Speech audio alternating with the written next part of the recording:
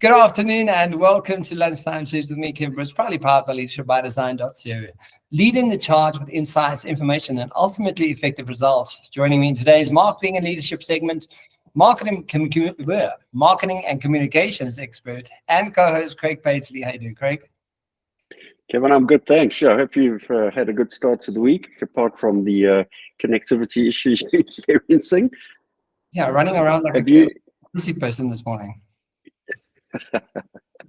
Tell me, have you been watching any of the T20 cricket World Cup games? I haven't actively. I've seen here and there, and I've seen some of the games, but I haven't actively watched. I did watch the rugby, though, this weekend. How's the cricket doing, Craig? Yeah, Kevin, yeah, South Africa, believe it or not, have made it to the semi-final. We've got a game against Afghanistan tomorrow morning, and hopefully we do win that one and get into the finals and make our way through to what potentially could be our first ever major cricket tournament win and trophy. We're possibly going to end up playing India in the final, which, as we know, will be a tough one because they are a seriously good team, Kevin. Yeah, absolutely.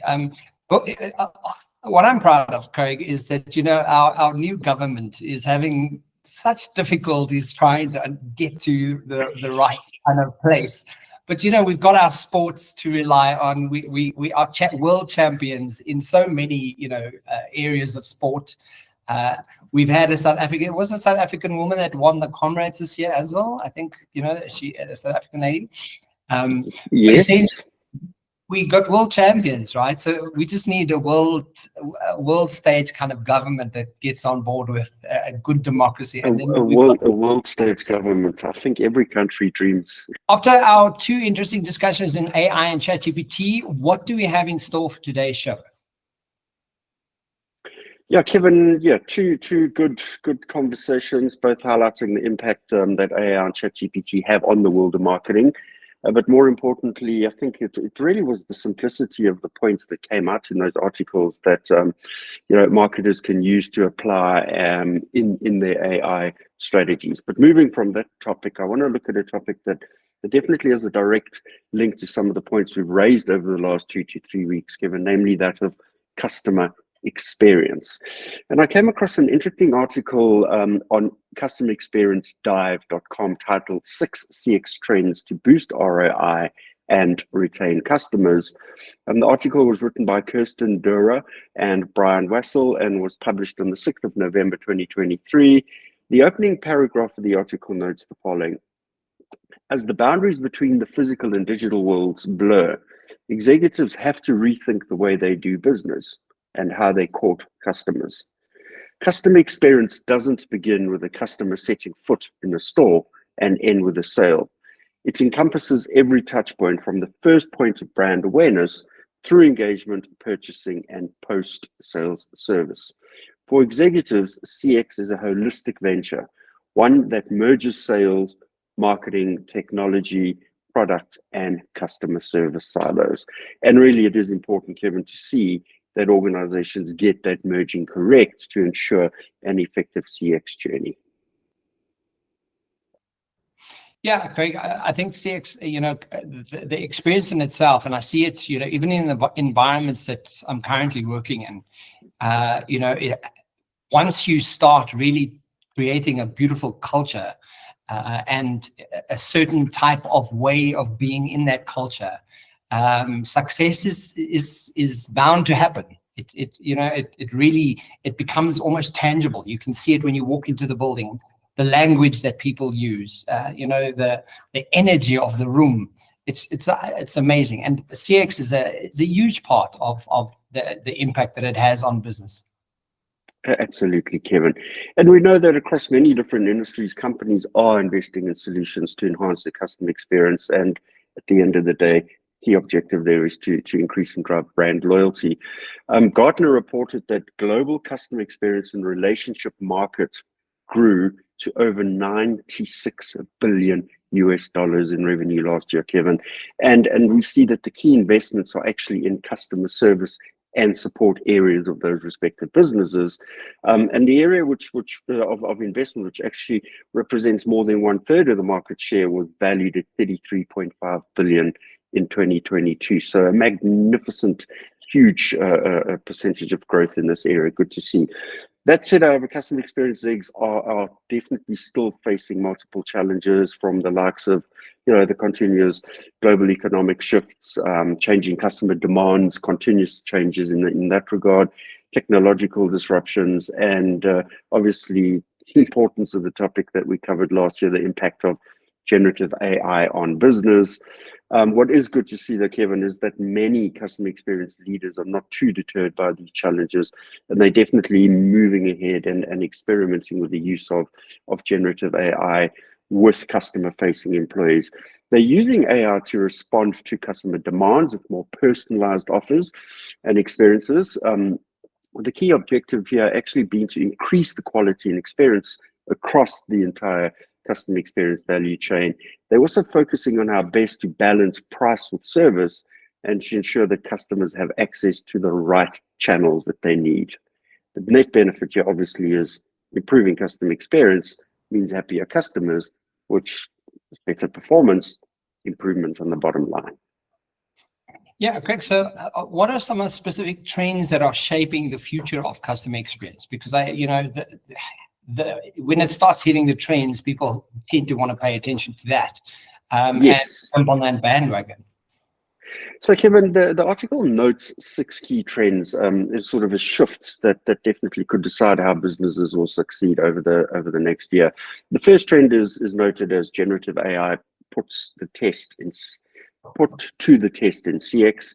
The second trend is customers skimp on price but not experience. The third trend is consumers want a more personalized experience. CX teams are listening. The fourth is self-service is on the rise, but some customers just want a human, point that you and I harp on a lot about. The fifth trend is CX quality has been on the decline, but is poised to reverse the course in 2024. And the sixth trend is CX executives are still struggling to demonstrate ROI, putting budgets at risk.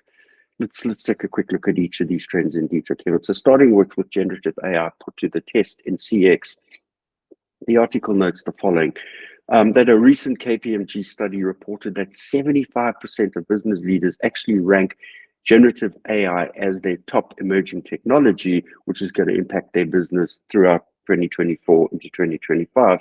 But they actually still have a lot of questions on really what's real, what's hype, and what's actually driving results on the back of generative AI. And the key point to note here is that companies are using generative AI behind the scenes to help the customer-facing employees, but are really wary of bringing that AI proposition to the front line of consumer interface. To this point, Forrester predicts that over half of the large global firms will experiment with customer-facing generative AI during 2024. Leah Lechman, who's a senior director and CX analyst at Gartner, actually notes that consumers aren't necessarily as comfortable with AI serving for customer services because right now a lot of services are not great in the first place. So why are companies replacing it with some non-human entity? And that really stands out for me because that is a point that you and I focus on extensively. The article also notes that AI is in essence not in a customer-facing role yet, and there's still a lot of opportunity for errors and privacy concerns that actually may derail the initiatives on AI's effectiveness.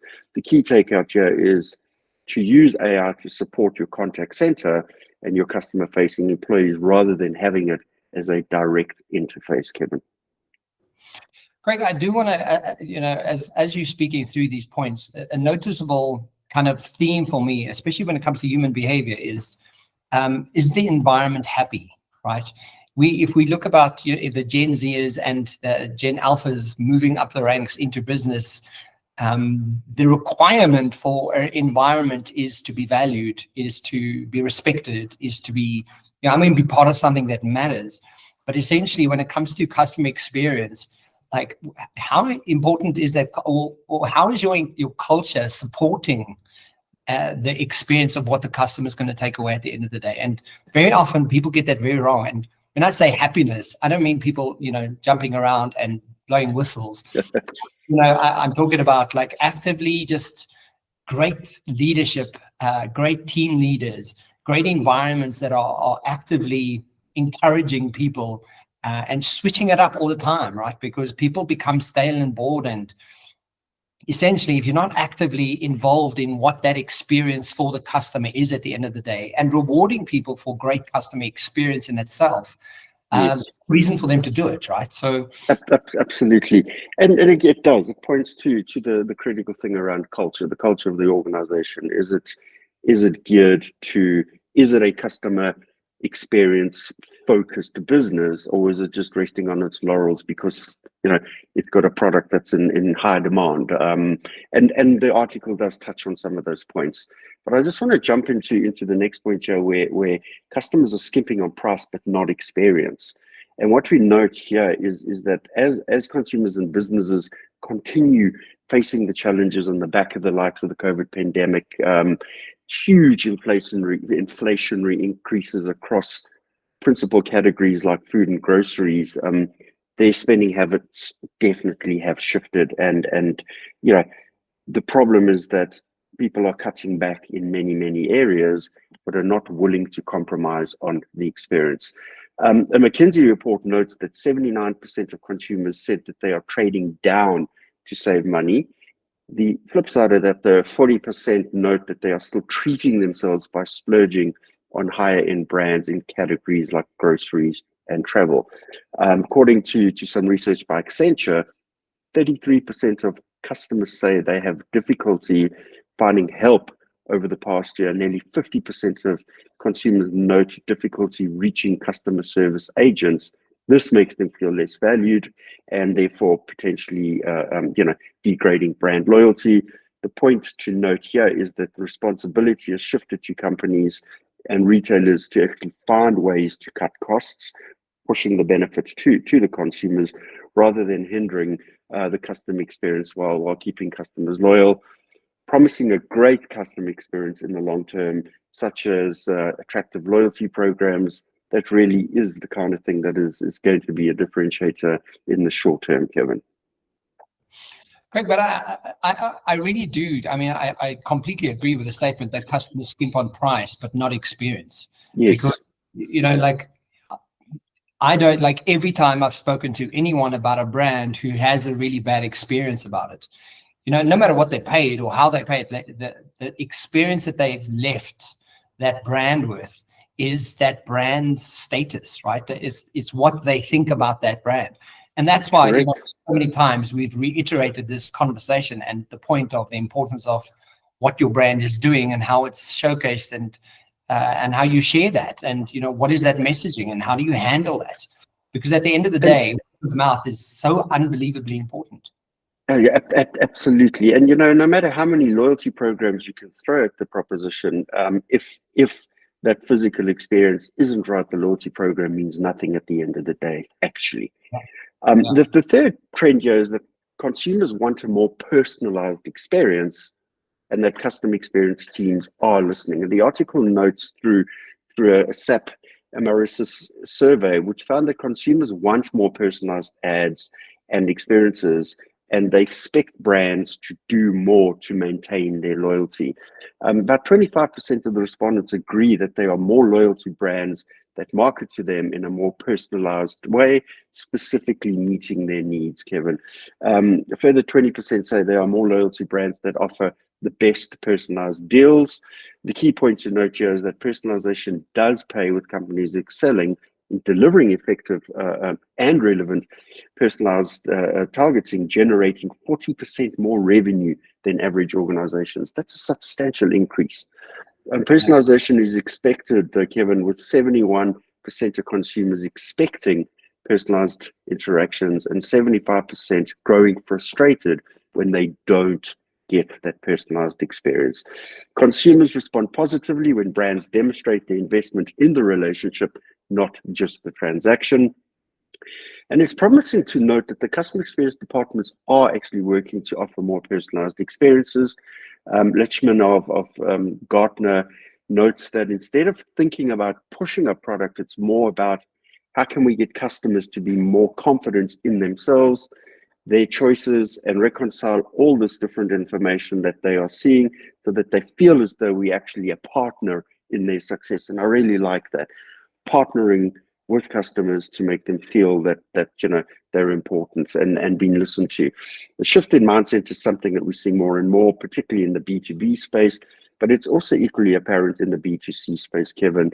And then the final point that stood out for me here is that the research notes that a lot of companies are trying to push personalization too early in the relationship, even when customers are still in that acquisition and purchase process. So it's just about getting to understand the entire customer experience journey and where to bring the proposition into the relationship stage, Kevin.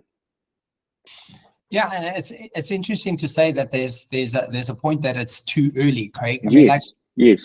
how is that? Because I'm assuming that when you are doing it too early, your customers might feel like it's an infringement. Why would that be too early for them? So that's a good point you make. Infringement. Firstly, brands need to get to know their customers. There's a bit of time to take that relationship. You've got to build trust in the relationship. You've got to get to understand the needs of the customer, and through dialogue, you're able to then position effectively the personalization around their needs, not just pushing something where you've made an assumption, which could actually be totally irrelevant product or proposition or service offering at that point in time. But it also is a little bit pushy. You really have to get the comfort in place, get the trust in place, have the conversation, deep into understanding the consumer, and then start bringing key personalization into the mix. Yeah, absolutely. So, Kevin, the fourth trend, and as I mentioned earlier, one of our favorite is self-service is on the rise, but some customers just want a human. And the article notes the following here. According to Deloitte, many companies are making the breadth of choice an important element in their customer service ecosystem, with more than 66% planning to expand or continue expanding their service channels over the next 2 years. The challenge here for me, Kevin, is ensuring that customers actually have access to the right channel for their needs, whether this means a live agent like we like to engage with, virtual video tutorials, or an AI-powered chatbot. Important to note that more than 50% of leaders told Deloitte that their companies have implemented some form of right channeling to guide customers to that most efficient channel. This requires making it easier for customers to immediately access their preferred experience, whether that is a phone call with a real person or simply an F&Q page on a website, Kevin. The next point is that age does play a role in preference too, and you noted, Gen Z and millennials earlier. Here we see that Gartner notes that more than 33% of Gen Z and millennial customers are actually likely to give up on resolving customer service issue if it can't be done through self-service. Quite the opposite to boomers like yourself and I. This highlights that it's extremely important to be aware of how well each customer understands your service, regardless of their generation. And there again, it's about the depth of the relationship that you have with the customer. Julie Geller, who's marketing research director at Software Reviews, notes the following question. Have you created a pillar page where you're answering all the questions in depth? What are you offering them on their learning journey so that they can interact in the way they want and not the way you intend? Are they a long-time customer? What kind of experience have they had with you? Do they have a rep that they like to talk to? Often it's important to recognize the limitations of even the most advanced self-service options, as some conversations can't be resolved through automation, and these will likely be most complex and potentially most valuable interactions a company can have with its customers. And that in itself points to the fact that we still have to have the human intervention to pick up on the most complex discussions. And I've referenced that twice in the last 2 weeks, around particularly in the customer call center environment. Who is recording those conversations?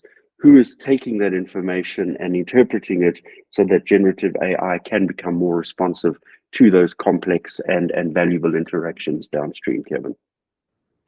Craig, I'm here to find any brand, and I deal with, you know, from banks to online platforms to, I'm yet to find any brand that gets self-service right, because the frustrating part about self-service is the prompts that they give you is supposed to lead you to an answer, and essentially by the time you've sat prompting with stupid AI for the last 15 minutes, the last is like, okay, well, you need to speak to a person. I'm like, well, why didn't you just do that in the first place? Because it's actually wasted my time now. So Yep. I don't know how self-service is on the rise. I'm still like, I'd love to, if there are brands out there, please send me a link, because I haven't noticed it. And that's why I like what Julie Gillen notes in this particular proposition. Have you created a pillar page where you're answering all of the questions in depth, and what are you offering them on their learning journey so they can interact in the way they want to, not the way you intend? And in that journey, there will be a point in time where I now want to engage in a human being, or I want to divert straight into self-service proposition. So Yeah, jumping to the fifth trend, CX quality has been on the decline, but is poised to reverse course in 2024. The article notes that a 2023 Forrester study, average CX quality in the US declined for a second year in a row as firms bypass their customer-focused strategies. This is, however, being rectified in 2024 with a lot more focus and a lot more investment in improving CX strategy. The articles note that Europe, APAC, will see the most improvements in customer experience. The US will see some, and interesting, Canada is actually likely to struggle in the CX space. Another Forrester report notes that generative AI's role in augmenting customer service agents' capability is a key reason for the shift in investment, and it will definitely help agents contribute to the success on common top drivers of customer experience, like simply answering questions faster and better, resolving problems on first contact, communicating clearly, and actually leaving customers feeling respected. Again, most important, feeling respected. The article also notes why CX quality has been on the decline. And we note these 3 points here, Kevin. In 2021, customer satisfaction actually increased across industries and countries coming out, through the front end of COVID. And Weeder, who's a principal analyst at Forrester, refers to the increase as this halo effect. In the middle of the pandemic, people were really glad they were actually able to use products and services. Retailers, for example, were making it much easier for customers with the likes of curbside pickup. But the halo effect wore off as we're coming out of COVID at the end of 2022 and 23. Some businesses began to actually reverse some of those offerings, returning to their traditional old ways of doing business. Consumers, on the other hand, were not too pleased, and companies have kind of been dropping the ball or losing the eye on what we call the customer obsession, he said, and that the pinnacle of putting customers at the center of their strategy, of how they align their operations, how they think about their leadership, are behaving, and the cultures that they're establishing. So there we go. It talks directly to your point. Is the business focused on a customer strategy? We saw a lot of businesses slipping, their culture really being negatively impacted there.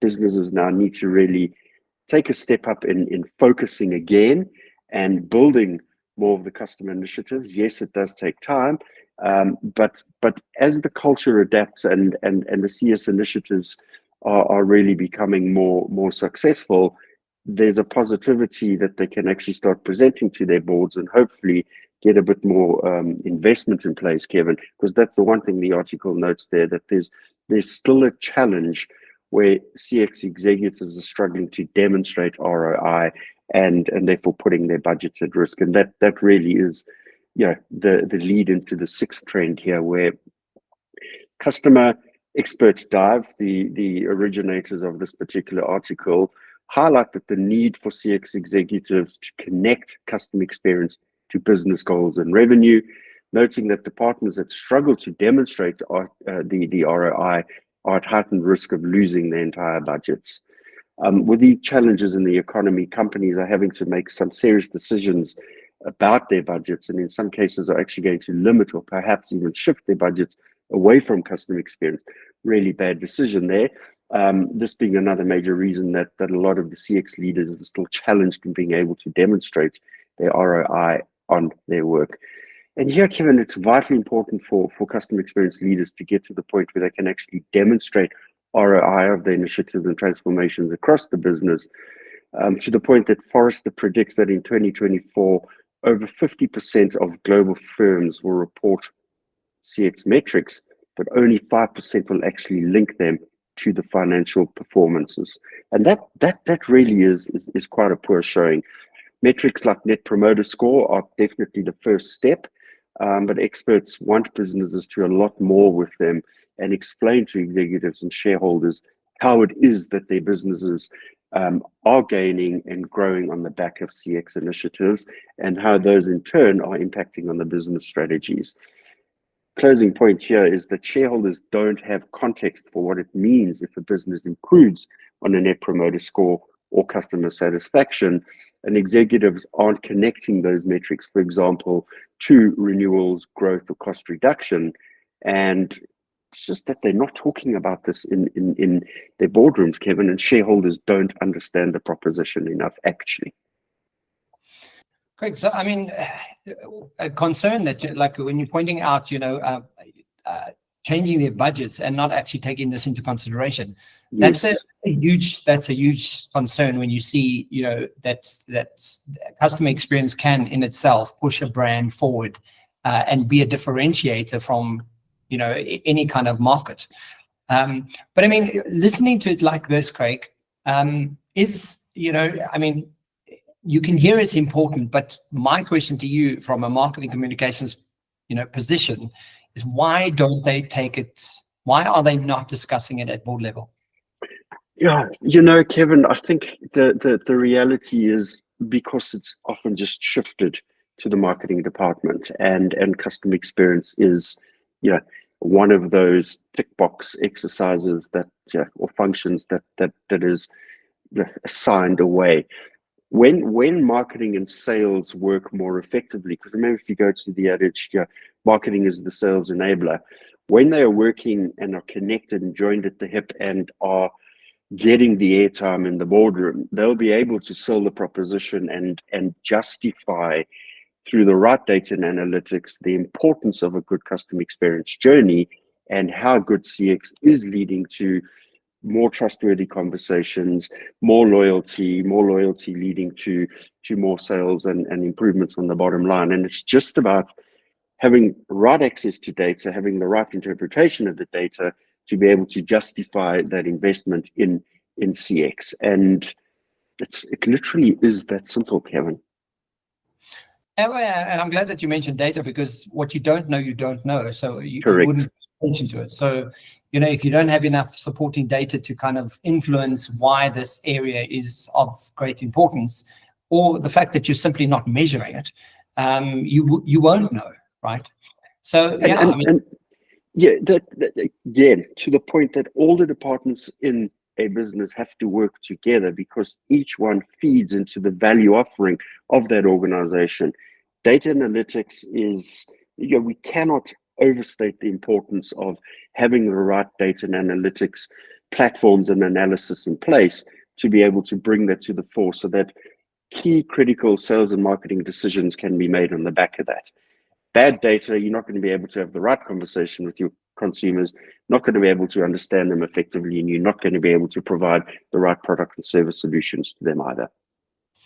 Absolutely. So that's the 6 CX trends to boost ROI and retain customers. I know that we've got a quote here from Jerry Gregoire, who says customer experience is the next competitive battleground, right? There we go. And if the executives in the business are not positioning the effectiveness of their CX programs, well, they're going to lose the battle. Simple as that. Absolutely. Guys, please remember to like and share and tune into the Lunchtime series every week, Wednesday and Thursday. From myself, Craig, and Craig, have a fantastic week. Craig, thank you so much, and I will chat to you next week. Yeah, thanks, Kevin, and hopefully we win the cricket. Absolutely. Cheers for now. Bye. Okay, bye.